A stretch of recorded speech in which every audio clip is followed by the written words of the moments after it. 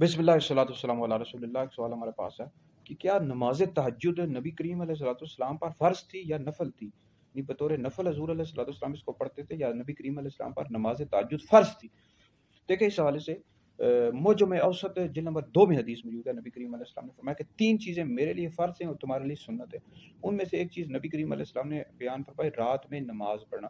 تو اس حوالے سے جمہور علماء یعنی زیادہ تر علماء کا یہی موقف ہے، نظریہ ہے کہ نبی کریم علیہ الصلوۃ والسلام پر نماز تہجد فرض تھی۔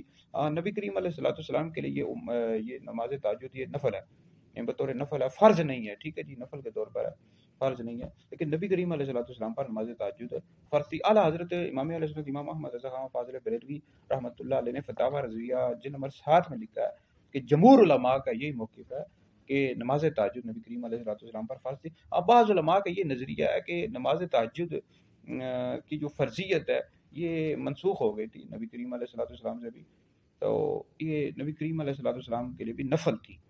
لیکن زیادہ تر علماء کا یہی موقف ہے کہ نماز تہجد نبی کریم علیہ الصلوۃ والسلام پر فرض تھی۔